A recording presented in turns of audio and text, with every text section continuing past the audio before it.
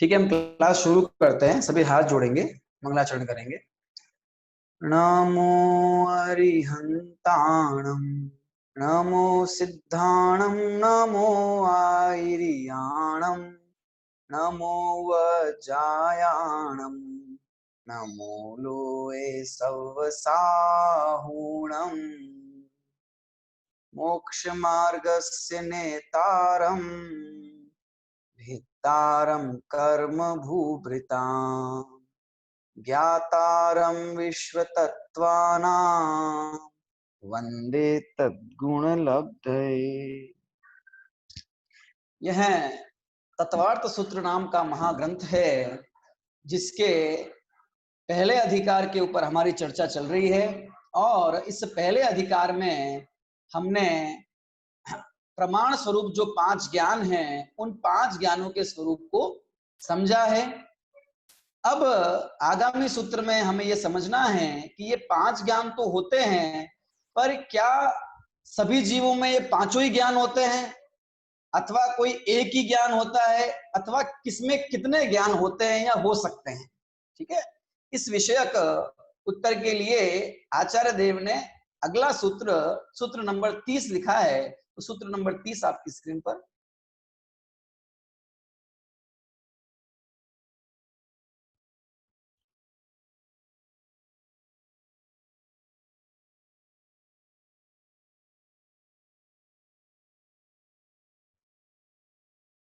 सूत्र हमारे समक्ष है, सूत्र क्रमांक 30। सूत्र पाठ करता हूं, सभी ध्यान पूर्वक सुनिए। एकादिनी भाज्यानि युगपदे कस्मिन्ना चतुर्भ्यः। पुनः एकादिनी भाज्यानि युगपदे कस्मिन्ना चतुर्भ्यः। एकादिनी भाज्यानि युगपदे कस्मिन्ना चतुर्भ्यः। सूत्र विच्छेद करते हैं। एक प्लस आदीनि, एक प्लस आदीनि भाज्यानि युगपत, युगपत प्लस एकस्मिन, युगपत प्लस एकस्मिन प्लस आचतुर्भ्यः। ठीक है, पुनः बोलता हूं। एक प्लस आदीनि भाज्यानि युगपत प्लस एकस्मिन प्लस आचतुर्भ्यः। ठीक है, क्या मतलब हुआ इस सूत्र का कि एकादिनी भाज्यानि, एक आदि से लेकर, ठीक है, एक से लेकर आचतुर्भ्य 4 ज्ञान तक, एक से लेकर 4 ज्ञान तक एकस्मिन किसी एक में, एक में मतलब एक जीव में, युगपत, युगपत मतलब एक साथ, युगपत मतलब एक साथ, भाज्यानि, भाज्यानि मतलब विभाजित करने चाहिए या फिर विकल्प से जानने चाहिए। ठीक है, तो क्या मतलब हुआ कि किसी एक जीव में एक साथ एक ज्ञान से लेकर 4 ज्ञान तक वैकल्पिक रूप से होते हैं, ये सूत्र का मतलब हुआ। ठीक है, वैकल्पिक रूप से होते हैं, इसका मतलब क्या हुआ कि वैकल्पिक रूप से होते हैं मतलब एक भी हो सकता है, किसी में 2 भी हो सकते हैं, किसी में 3 भी हो सकते हैं, किसी में 4 भी हो सकते हैं। तो 1 से लेकर 4 तक विकल्पात्मक रूप से होते हैं, किसी में कंपलसरी नहीं है कि सब में चारों ही होंगे।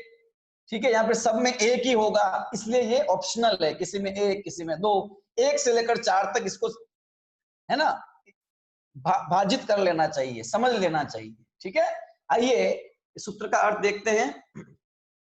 एक आत्मा में एक साथ 1 से लेकर 4 ज्ञान तक भजना से होते हैं। ठीक है, भजना से होते हैं मतलब विकल्प से होते हैं। ठीक है, हाँ, ये मतलब समझना, भजना से होते हैं मतलब विकल्प से। ठीक है ना, भजना शब्द बनता है बुझ, है ना, भंग करने के अर्थ में, भंग से होते हैं, है ना। तो देखिए, अब हम बात करते हैं, हमने जो मतिष्ठुत अवधि मन परज्ञान और केवल ज्ञान ये 5 ज्ञान देखे थे, तो इन पांचों ज्ञानों में एक साथ इस जीव में कितने ज्ञान हो सकते हैं? ठीक है, सबसे पहले किसी जीव में अगर एक साथ हो तो केवल एक ज्ञान भी हो सकता है ना? कोई जीव ऐसा भी हो सकता है कि जिसमें केवल एक ही ज्ञान हो बस, तो वो एक ज्ञान कौन सा होगा? स्टार्टिंग वाला मति ज्ञान? कि नहीं नहीं, मति ज्ञान नहीं, केवल ज्ञान, ठीक है ना? किसी जीव में अगर एक ज्ञान होगा तो वो केवल केवल ज्ञान होगा, क्योंकि केवल ज्ञान होने पर अन्य ज्ञानों की आवश्यकता नहीं होती। अन्य ज्ञान, केवल ज्ञान जब होता है तब वे ज्ञान नहीं होते, है ना? ज्ञान की पर्याय अन्य उन ज्ञानों रूप परिणमित होती ही नहीं है, फिर केवल ज्ञान रूप ही परिणमित होती है, ठीक है ना? अगर अनंत और सिद्ध में जैसे कि केवल ज्ञान होता है, अगर दो ज्ञान हो, अब एक ज्ञान हो गया, 1 से लेकर 4 तक हमें समझना है विकल्प से, तो किसी में दो भी हो सकते हैं, एक साथ दो ज्ञान भी हो सकते हैं, ठीक है? तो दो ज्ञान किसमें हो सकते हैं? कौन कौन से हो सकते हैं? कि मति ज्ञान और श्रुत ज्ञान, ठीक है? मति ज्ञान और श्रुत ज्ञान, ये दो ज्ञान, अगर किसी को दो ज्ञान होंगे तो ये दो होंगे, मति ज्ञान और श्रुत ज्ञान, ठीक है ना? तो ये किसको होते हैं?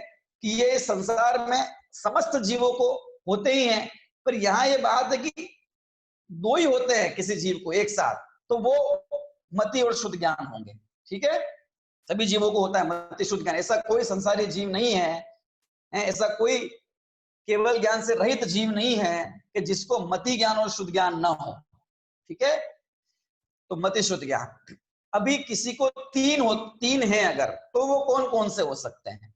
तो मति शुद्ध ज्ञान तो होगा ही होगा, ये पक्की बात है, ठीक है? अब या तो अवधि ज्ञान हो सकता है, तो ये 3 हो गए, और या फिर अवधि ज्ञान नहीं है किसी को तो मन परे ज्ञान हो सकता है, ठीक है ना?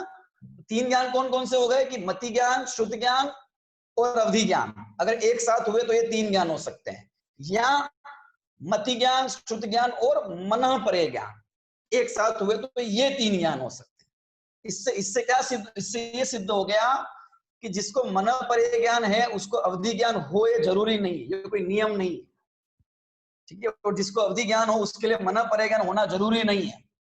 यानी मति ज्ञान, शुद्ध ज्ञान ये दो भी हो सकते हैं, अगर किसी में 3 हो तो इन दोनों में से कोई एक भी हो सकता है। मति ज्ञान, शुद्ध ज्ञान तो होंगे, वो तीसरा ज्ञान मन परे ज्ञान भी हो सकता है, अवधि ज्ञान भी हो सकता है। अब 4 ज्ञान एक साथ किसी जीव को अगर 4 ज्ञान होंगे तो वे कौन कौन से होंगे? कि मति ज्ञान, शुद्ध ज्ञान, अवधि ज्ञान और मन परे ज्ञान। अगर किसी को 4 ज्ञान है तो ये 4 ज्ञान होंगे, है ना? अवधि, इसका मतलब किसी किसी को अवधि ज्ञान और मन परे ज्ञान दोनों भी हो सकते हैं, किसी किसी को अवधि ज्ञान ही हो और मन परे ज्ञान नहीं हो, ये हो सकता है। बहुत सारे जीव ऐसे है कि नहीं, सारे देवता, सारे नारकी, सारे तिर्यंच, इन सबको अवधि ज्ञान तो है, लेकिन इनमें से एक को भी मन परे ज्ञान नहीं है ना? फिर मनुष्य में भी सबको नहीं है, केवल मुनिराजों में भी भावलिंगी में भी सबको नहीं है, समझा? किस किस को होता है मन परे ज्ञान, ठीक है? इसी तरह अवधि ज्ञान, ठीक है?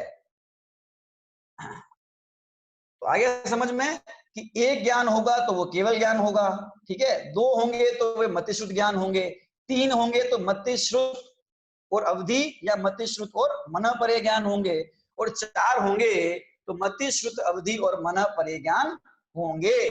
एक साथ 5 ज्ञान किसी भी जीव को नहीं हो सकते हैं। आपके प्रश्न पूछ सकते हैं, एक केवल ज्ञान जब इतना बड़ा ज्ञान है तो ये छोटे छोटे ज्ञान को भी उसमें समाहित कर दो ना।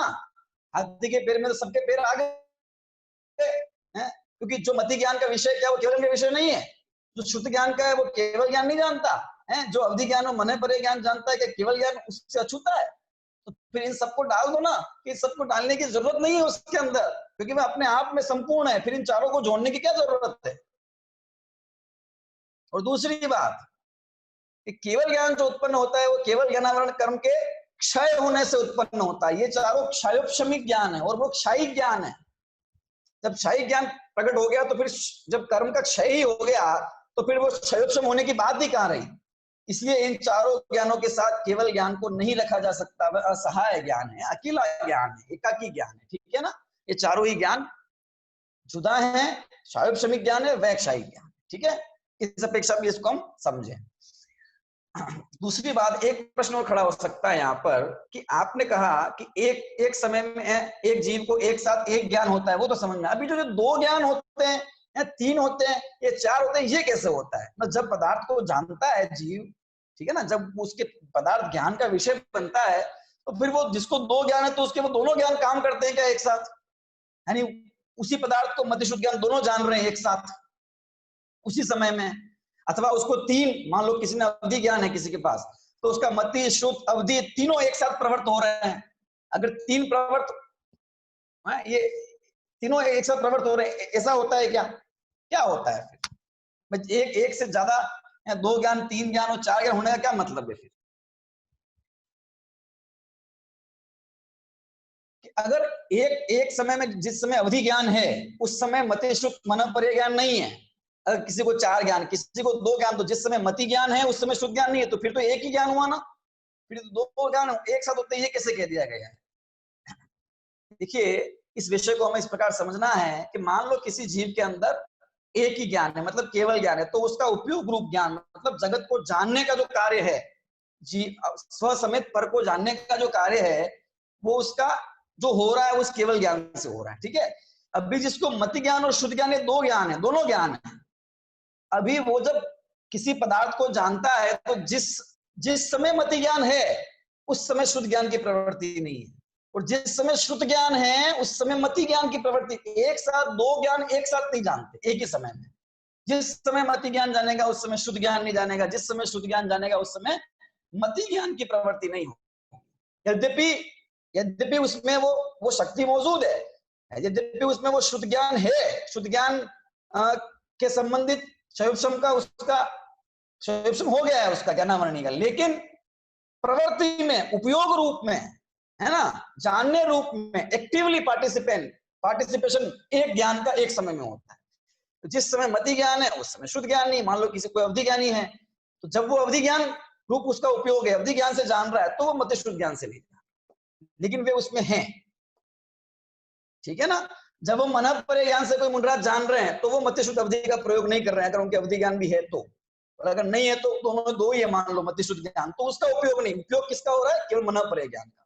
तो एक समय में ज्ञान तो एक साथ एक से लेकर चार तक हो सकते हैं, लेकिन उपयोग रूप में एक ही ज्ञान हो सकता है। प्रवृत्त एक समय में एक ही ज्ञान हो सकता है, ठीक है ना। वो जिस समय उस रूप प्रवृत्त हो रहा है उस समय उसमें दूसरा ज्ञान मौजूद तो है पर उसकी प्रवृत्ति नहीं है, ठीक है ना।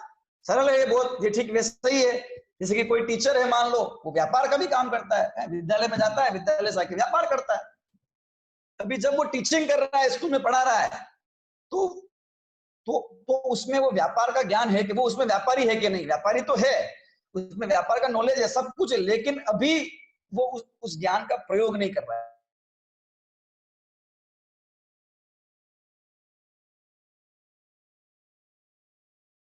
टीचिंग करेगा, जिस समय व्यापार कर रहा है उस समय टीचिंग, दो अलग अलग काम है। उसी प्रकार जिस घर के वो व्यापार करता है, जिस समय व्यापार रूप काम कर रहा है, लेन देन का काम कर रहा है, उस समय वो टीचिंग नहीं कर रहा है, लेकिन वो टीचर है कि नहीं उस समय, उससे वो उस टीचिंग संबंधी ज्ञान है कि नहीं है। उसी प्रकार से एक साथ एक जीव को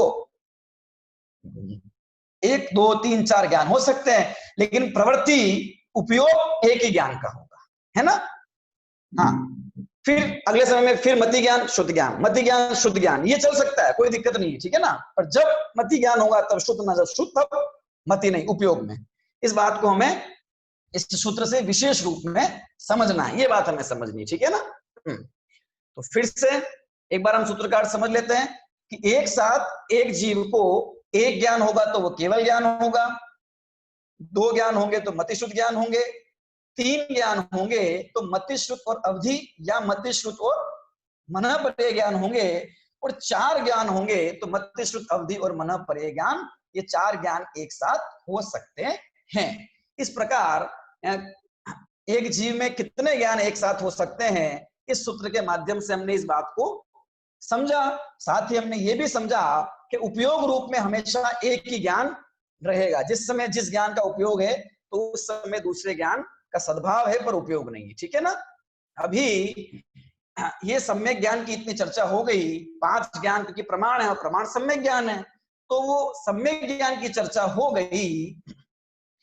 फिर ये प्रश्न खड़ा होता है कि ये सारे ज्ञान सम्यक रूपी होते हैं क्या, ये उल्टे भी हो सकते हैं, है ना? इन 5 ज्ञान में से कोई उल्टे भी होते हैं क्या, गलत भी होते हैं? क्योंकि हमको वस्तु का उल्टा भी ज्ञान होता है ना? गलत ज्ञान होते हुए भी नजर आता है, मिथ्या ज्ञान भी नजर आता है। तो आचार्य देव इसके उत्तर रूप में अगला सूत्र कहते हैं, सूत्र क्रमांक 31। 2 सूत्र 31 और 32 वे इसी के लिए कहे गए हैं, ठीक है? तो हम सूत्र क्रमांक 31 और 32 की ओर चलते हैं।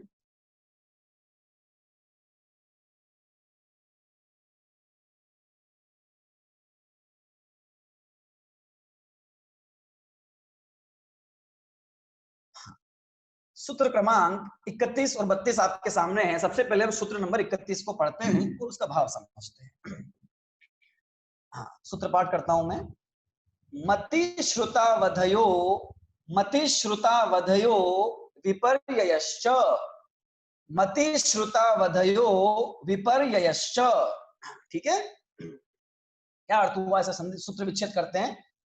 मति डैश श्रुत डैश अवधयः, मति डैश श्रुत डैश अवधयः विपर्ययः विपर्ययः प्लस च।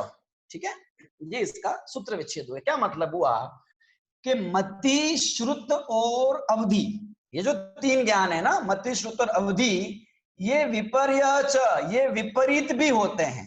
ये 3 विपर्य रूप भी है, यानी कि ये विपरीत भी होते हैं, विपरीत भी होते हैं।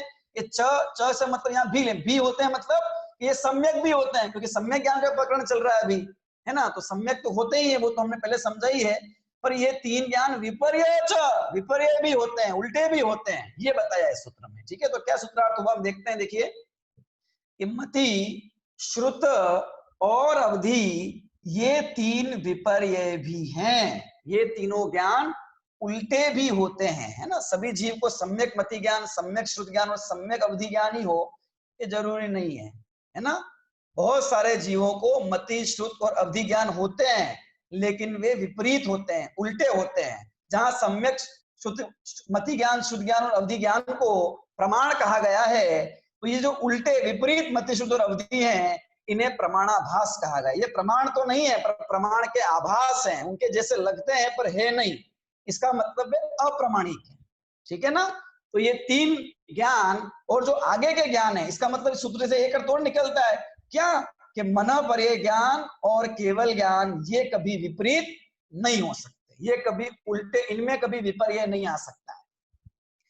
विपर्य आएगा, उल्टापना आएगा या मिथ्या ज्ञान होंगे तो ये मति श्रुत और अवधि, ये 3 ही होंगे। ठीक है, अभी ये 3 ज्ञान ये मिथ्या कैसे हुए, ये मिथ्या कैसे हो जाते हैं और उनमें मिथ्यापना क्यों नहीं आता? अभी हमें इस बात को समझना है कि मति श्रुत और अवधि ज्ञान में मिथ्यापना, विपर्य कैसे आ जाता है और उनमें कैसे नहीं आता है, इस बात को हमें समझना है। ठीक है, कि ये ज्ञान विपरीत क्यों होते हैं, क्या क्या ऐसा हेतु है, क्या ऐसा कारण है कि जिसके कारण से इनको मिथ्या कहा गया है, उल्टा बताया गया है। ठीक है ना?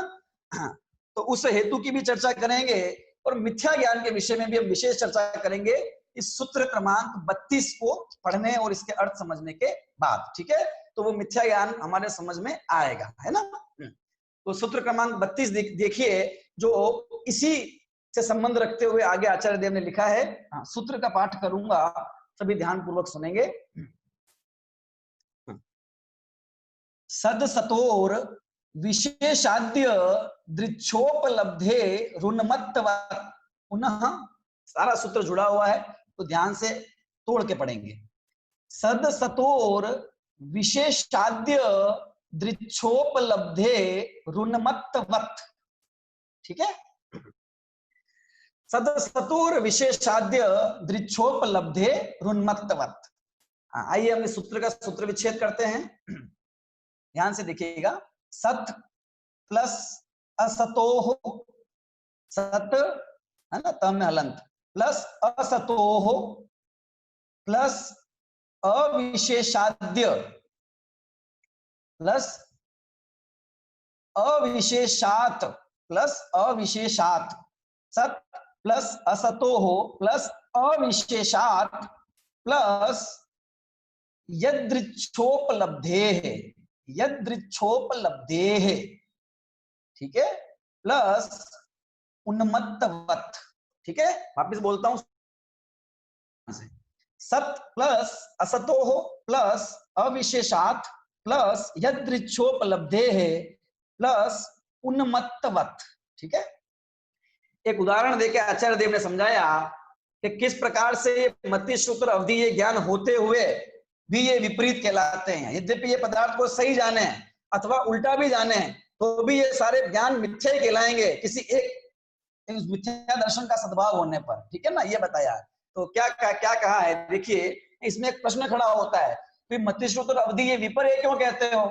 मति ज्ञान द्वारा अगर हमने किसी चीज को सही जान लिया, मोबाइल को मोबाइल जाना, ठीक है, शुद्ध ज्ञान द्वारा सही चिंतन किया किसी पदार्थ के बारे में, अवधि ज्ञान द्वारा जो देव नारकी इत्यादि हैं वे यहाँ मनुष्य जान रहे हैं किसी पदार्थ को, दूरवर्ती पदार्थ को, है ना, भूत भविष्य के पदार्थ को जान रहे हैं, पर्यायों को जान रहे हैं, तो वे क्या गलत जान रहे हैं क्या? क्या आचार्य देव कहते हैं कि जब तक उन्हें मिथ्यात्व है वे सब उल्टा ही है उनका जानना, वो बात समझाइए सूत्र के अंदर। तो क्या कहा है देखो, सत और असत, सत मतलब जो विद्यमान है, जो है, और असत जो नहीं है, ठीक है ना। सत का मतलब जो है, मतलब जो वस्तु का स्वरूप है, ये भी ले सकते हैं। असत मतलब जो विद्यमान नहीं है, अर्थात जो वस्तु का स्वरूप नहीं है, ये भी ले सकते हैं, ठीक है ना। तो जो विद्यमान है और जो असत विद्यमान नहीं है, उनमें अविशेषात, विशेष मतलब अंतर, उनमें अंतर किए बिना, उनमें अंतर के बिना यदृच्छोपलब्धे, ठीक है। यदृच्छोपलब्धि मतलब क्या होता है कि जैसी इच्छा है वैसा जानना, इच्छा है, यद इच्छा उपलब्धि, जैसी इच्छा है वैसी उपलब्धि करना, जैसा मन पड़े वैसा जानना, ठीक है, जैसा मन पड़े वैसा। यदृच्छोपलब्धि होने के कारण, जैसे कैसे कि उन्मत्तवत, जैसे कोई उन्मत्त व्यक्ति है, जैसे कोई पागल व्यक्ति है ना, उन्मत्त है, पागल है, अथवा शराब के नशे में मदमस्त है कोई, ठीक है, अभी वो जैसे जब जैसा जी में आया, जब जैसी मर्जी वैसा जानता है, तो उसका वो सारा ज्ञान क्या कहलाता है कि उल्टा ज्ञान कहलाता है, ठीक है। अब समझते हैं हम इसको, सूत्रकार देखते हैं, देखिए, वास्तविक और अवास्तविक के अंतर के बिना यदृच्छोपलब्धि, जब जैसा जी में आया उस रूप ग्रहण होने के कारण उन्मत्त की तरह ज्ञान भी अज्ञान हो जाता है। यहाँ ये बता रहे कि कैसे मति सूत्र अवधि ज्ञान विपर्यता को प्राप्त होता है, विपरीतता को प्राप्त होता है, कि जैसे कोई व्यक्ति है ना,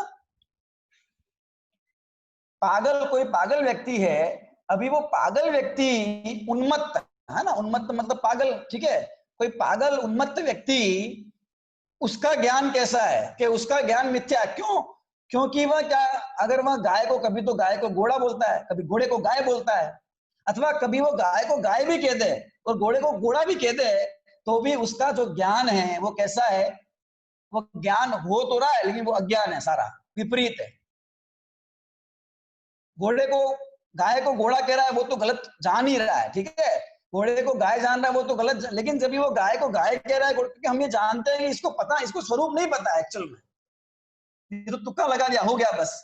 तो जैसे उस उन्मत्त व्यक्ति का ज्ञान सारा क्या है, अज्ञान है, ठीक है, क्योंकि वो मर्जी पड़े तो कह रहा है, मर्जी पड़े तो जान रहा है, सही को गलत, गलत को सही, जिसको जैसा, कभी सही को सही भी कह दिया, गलत को गलत भी कह दिया, तो उसे वास्तविक और अवास्तविक, सत और असत का पता नहीं है, क्योंकि सत है तो गाय, और जान क्या रहा है जो असत, जो वो है नहीं, घोड़ा है ना, तो सत्य को असत जान रहा है, असत को सत जान रहा है, जो उपलब्ध है उसको नहीं मान रहा है, नहीं जान रहा है, जो अनुपलब्ध है उपलब्ध में वो जान रहा है। इस प्रकार से उसका सारा ज्ञान कैसा होता है, उल्टा उल्टा ज्ञान है सारा। अब वो कभी कभी ये भी कह दे, सही को सही भी कह दे, तो भी वो उल्टा ही कहलाएगा, क्योंकि उसे पता नहीं है ना। उन्मत्त का मतलब शराबी भी हो सकता है ना, मदमत्त जो मद में मस्त है, ठीक है ना, तो जो शराबी व्यक्ति है, शराब के नशे में है, अब घर आया, माता को पत्नी बोल रहा है, पत्नी जान रहा है, पत्नी को माता जान रहा है, कभी माँ को माँ भी कह दे, शराब के नशे में पत्नी को पत्नी भी कह दे, तो भी उसका ज्ञान कैसा है कि विपरीत है, क्योंकि वो शराब के नशे में, नशे के कारण उसका सारा ज्ञान जो हो रहा है उसे, वो सब उल्टा है। ये उन्मत्तवत का मतलब हुआ, क्योंकि वो जैसा जी चाह रहा है वैसा वैसा बोल रहा है, जैसा जी चाह रहा है वैसा जान रहा है, सही को गलत, गलत को सही है, उपलब्ध को अनुपलब्ध, सत्य को सत्य, असत को असत, जो मर्जी पड़े। तो उसी प्रकार से ये जो तीन ज्ञान है, मत्ती ज्ञान, श्रुत ज्ञान और अवधि ज्ञान, ये तीनों ज्ञान भी जैसे वो शराब के नशा होने के कारण उसका ज्ञान दूषित नहीं है, ज्ञान गड़बड़ नहीं है, गड़बड़ वो शराब का नशा उसके कारण से हो, क्योंकि जब सुबह नशा उतर जाता है तो फिर वो माँ को पत्नी नहीं बोलता, फिर वो पत्नी को माँ नहीं बोलता, माँ को माँ ही कहता है, माँ को माँ ही जानता है, तो पत्नी को पत्नी कहता है, पत्नी को पत्नी जानता है। लेकिन वो शराब के नशे के अंदर वो कुछ भी कह देता है, क्योंकि उसे पता ही नहीं है कौन है क्या है। उसी तरह ये मिथ्यात्व का जो नशा है, मदिरा है ना, लिखा ना दौलत राम जी ने, मोह महामद पियो अनादि, भूल आपको भ्रमतवादी। मोह रूपी महामद है, मदिरा, ये मोह की शराब पी रखी है, इसके कारण से क्या होता है, ये मति, श्रुत और अवधि ज्ञान, क्योंकि ये मिथ्या दृष्टि के भी होते हैं, है ना, इसीलिए ये विपर्य है, इसलिए इनको इनमें विपरीतता होती है, ये बताया। माना पर्याय ज्ञान में होती ये नहीं बताया, क्योंकि वो मिथ्या दृष्टि को हो ही नहीं सकता है, वो केवल सम्यक दृष्टि को ही होता है।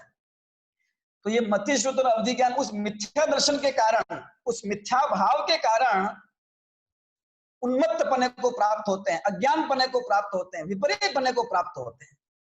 इसीलिए ये तीनों ज्ञान विपरीत भी कहलाते हैं, विपरीत भी होते हैं, मति, श्रुत और अवधि।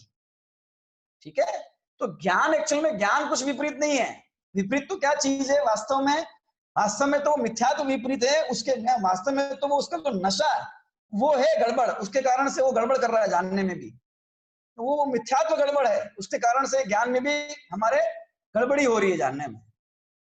इसलिए कहा जाता है कि मिथ्या दर्शन होने से मिथ्या ज्ञान होता है, और सम्यक दर्शन हो जाएगा तो ज्ञान भी सम्यक हो जाएगा। ठीक है ना। अभी एक प्रश्न आपका ये हो सकता है कि ये मिथ्या दृष्टि का ज्ञान मिथ्या होता है, इसका मतलब वो जो सामने वस्तु है और उसको वैसे की वैसे जान रहा है, भाई शेर को शेर जान रहा है, हाथी को हाथी जान रहा है, मोबाइल को मोबाइल जान रहा है, किताब को किताब जान रहा है, दूध को दूध और चाय को चाय जान रहा है, तो ये मिथ्या हो गया, ये उल्टा है ज्ञान उसका। इसमें क्या उल्टा है? अगर ये उल्टा है तो फिर सही क्या होगा? वो चाय को चाय जाने और दूध को दूध जाने तो सही, अगर चाय को दूध जाने तो गड़बड़ है ना।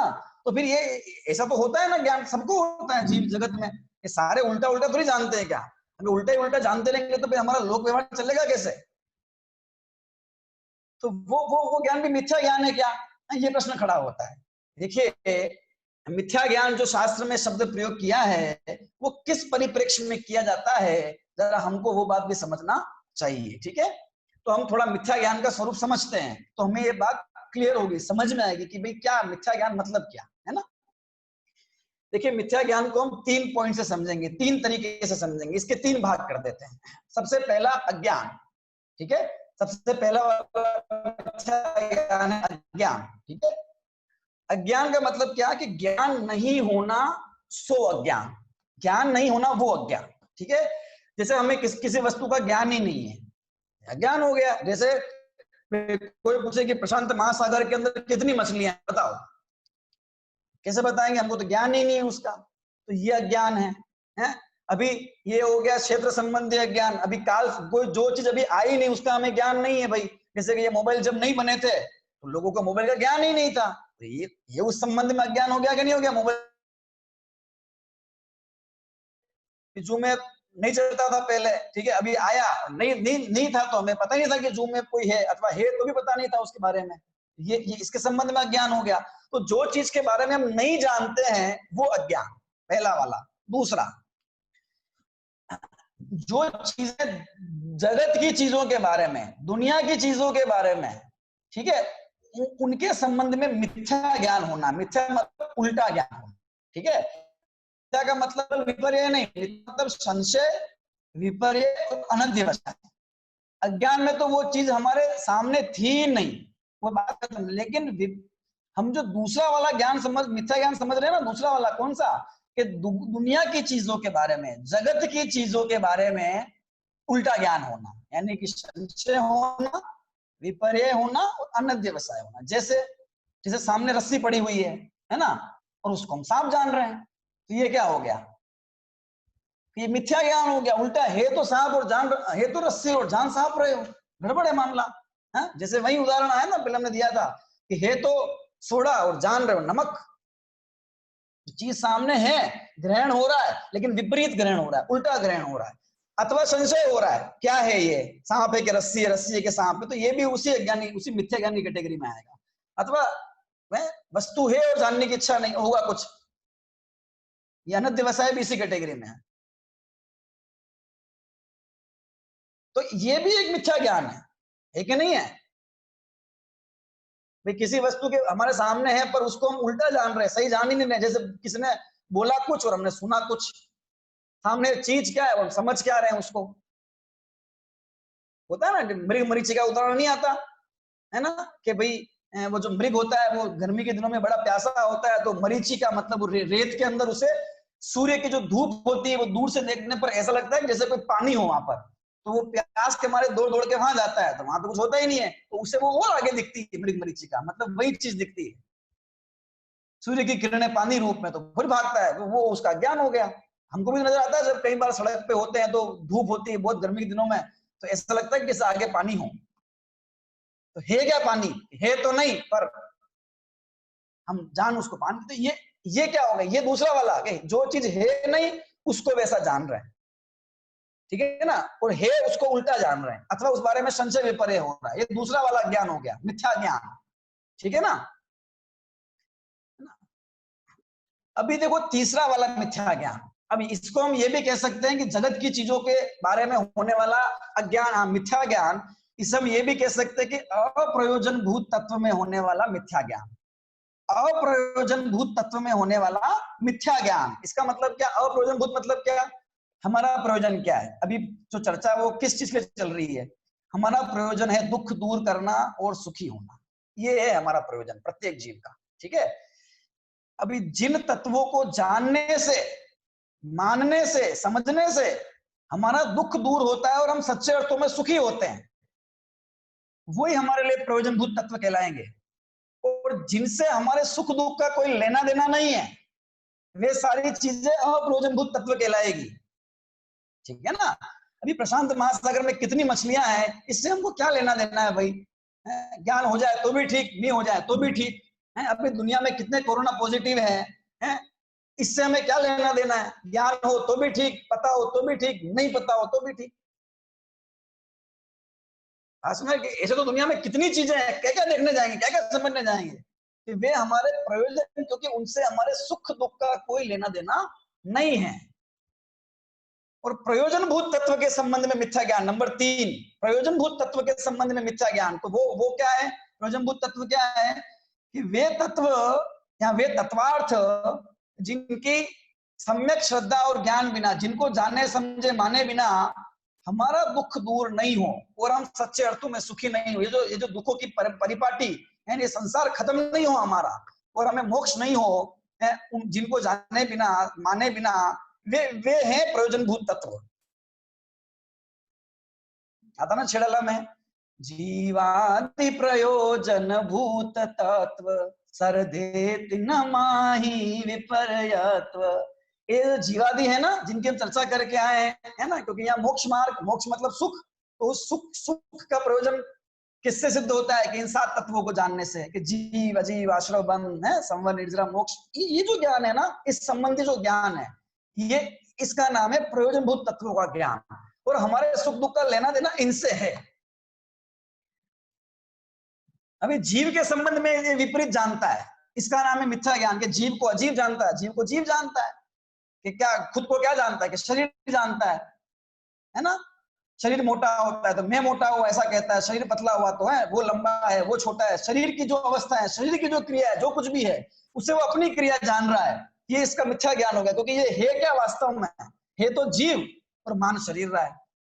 अब जीव को शरीर मान रहा है, इसका मतलब वो शरीर को भी शरीर नहीं मान रहा है, उसको भी जीव मान रहा है, मैं रूप जान रहा है, दोनों ज्ञान मिथ्या हो गए उसके, जीव संबंधी भी अजीव संबंधी भी, और अजीब में सारी चीजें आ गई दुनिया की, ठीक है। तो वे सारी चीजें कि जिनसे ये समझ रहा है कि ये इससे मुझे सुख दुख होगा, इससे मेरा लेना देना है, वे सब इसके समझ लीजिए अजीब अजीब वाले प्रयोजनभूत तत्व हो गए। कोई भी चीज जिसका संयोग इससे हुआ है, कपड़े हैं, ये भी अजीब है, मोबाइल है, कुछ भी चीज है, गाड़ी, गढ़, घोड़ा, गाड़ी, परिवार, कुटुंब, दुकान, मकान, सारा, कि इससे मेरा भला होता है, इससे मुझे सुख होता है, ऐसे इसकी जो ज्ञान है इसका, ये मिथ्या है ज्ञान। शरीर को मैं मानना और जीव को शरीर मानना और शरीर को जीव मानना, ये इसकी जानना, ये इसका उल्टा ज्ञान हो गया। अभी और सुख और दुख के विषय में, क्योंकि सुखी होना है, सुखी होना मतलब क्या है, संवर निद्रा मोक्ष तो वही तो है सुखी। सुख क्या है, संवर निद्रा और मोक्ष है ना। उस संबंध में उल्टा उल्टा ज्ञान है इसको, कि वो सुखी किससे मानता है अपने आप को, ये 5 इंद्रिय के जो भोग हैं ये मिल जाए, बस बढ़िया खाना मिल जाए, बढ़िया पहनना मिल जाए, है, खूब सारा पैसा हो, खूब सारी यश हो, इज्जत हो बाजार में, दुनिया में नेम और फेम हो, है ना, इसको यह मानता है। 5 इंद्रिय के विषय भोग को क्या जानता है, सुखदायी जानता है, ठीक है ना। तो ये इसका सुख संबंध में अज्ञान है, यानी कि इसका संबंध निद्रा और मोक्ष के विषय में अज्ञान, अथवा उनके कारणों को उल्टा जानता है। सुखी होने के जो कारण है वो तो है आत्मज्ञान, सम्यक दर्शनादि तत्व, आत्मा की शुद्धि है, और वो शरीर की क्रियाओं करके अपने आप को सुखी होना चाहता है। ये जो ज्ञान है इसका, ये इसका उस 7 तत्व में बंध, संवर, निर्जला और मोक्ष का ज्ञान है। अभी आश्रव बंध मतलब दुख के कारण, तो जो दुख के कारण है उनको दुख के कारण नहीं जानना, ये इसका आश्रव बंध वाला भूल है। जो कर्म के बंध के कारण है उन्हें भी कर्म के बंध के कारण नहीं जाके मुक्ति का कारण जान लेना, ये इसकी भूल है।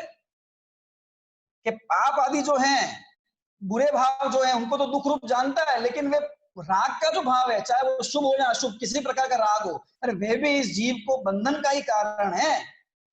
क्या होगा, पाप करेगा तो नरक में जाएगा, पुण्य करेगा स्वर्ग में जाएगा, रहा तो संसार का संसार में ही।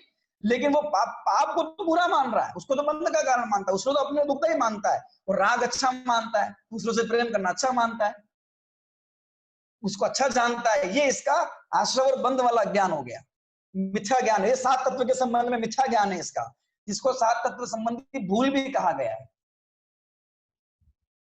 ना। तो ये तीसरा वाला प्रयोजन भूत तत्व, सुख दुख और जिनसे हमारे सुख दुख का लेना देना, ऐसे जीव अजीव, इनके संबंध में जो उल्टा ज्ञान है इसका नाम है तीसरा वाला मिथ्या ज्ञान। अभी पहले वाला जो मिथ्या ज्ञान है, अज्ञान, किसी बारे में जानकारी नहीं है, उसका कारण क्या है कि उसका कारण हमारे ज्ञान की अल्प विकसितता होती है। भाई तत्संबंधी क्षयोक्षम हुआ ही नहीं तो नहीं पता हुआ तो कोई दिक्कत नहीं है, नहीं हो तो नहीं हो, उससे कोई लेना देना नहीं, वो नहीं होगा तो भी चलेगा। दूसरा वाला कि दुनिया की चीजों के बारे में पता हो तो भी ठीक, नहीं पता हो, उसका कारण क्या, उसका कारण भी उस पदार्थ संबंधी क्षयोक्षम नहीं होना, जिसको हम जानना चाहते हो, दूसरा कुछ हो जाना, इसलिए हमने उसको वो जान लिया।